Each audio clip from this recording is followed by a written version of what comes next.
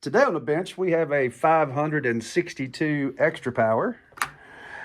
I'll go ahead and let you in on a secret. I've already pulled the muffler, and there's some very light scoring. Oh, I got the muffler off. Let's take a quick peek.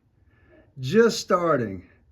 So here's the difference in between an inexpensive repair.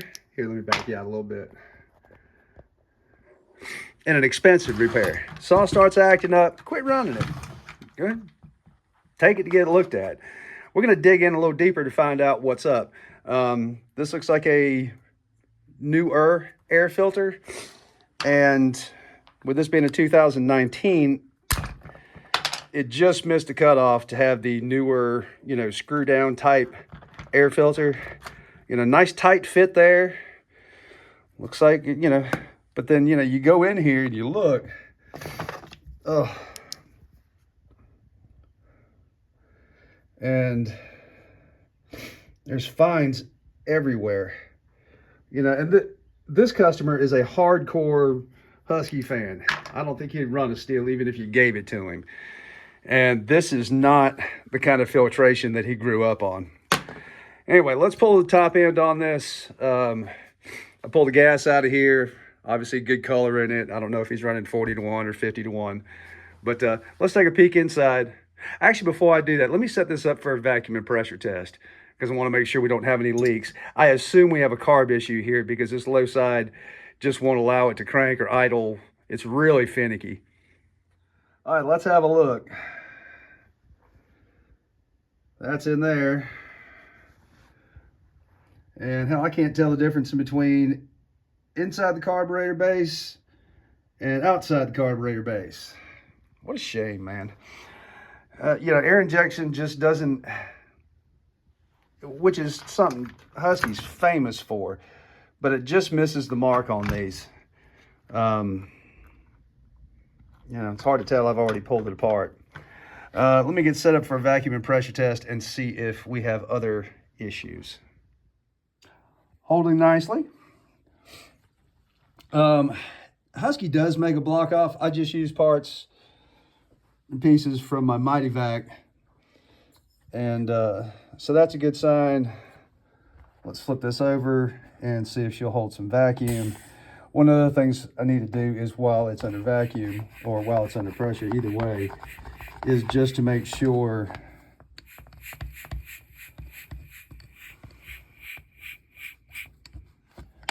one thing I always try and do is rotate the crankshaft, pull on the crank, rotate, try and force an air leak. Because sometimes these will seal up if there's a tiny air leak, and it, as it sits, it's fine.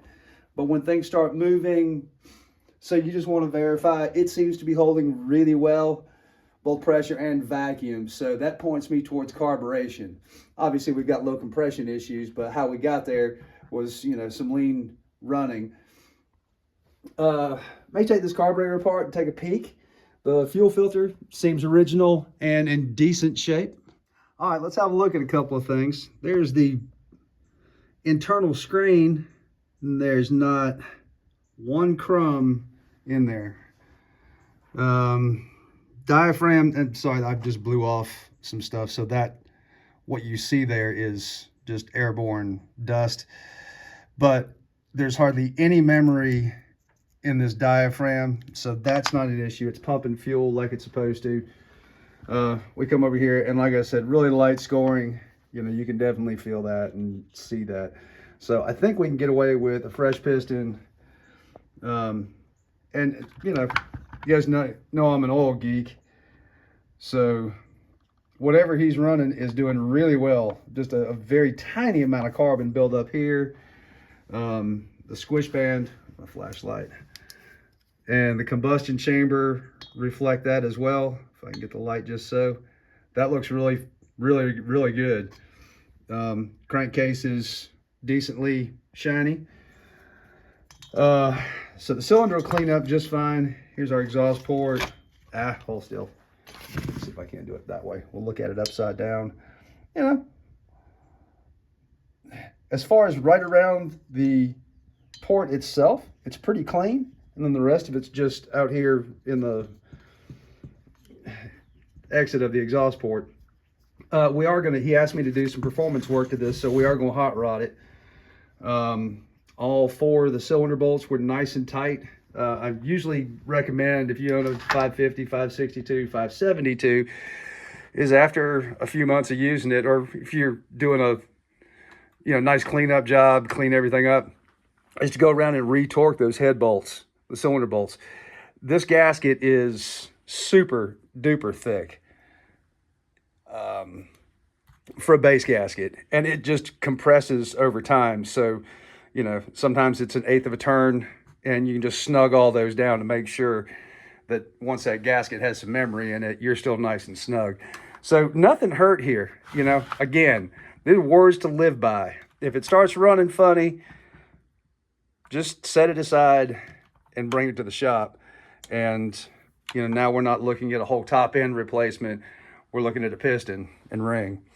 We are going to upgrade the air intake or the air filter setup and replace the carb.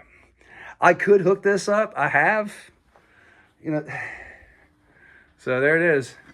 I've got my diagnostic tool for Husky from work, and I've got the MDG1. I don't need that. So I was starving for fuel. I know the operator runs good gas and good oil. There's evidence of it here. And unfortunately, these aren't serviceable. You can't just throw a solenoid on the side of this carburetor. It is what it is. So we get a fresh carb, fresh piston, do some performance work, and we should be off to the races. To be continued.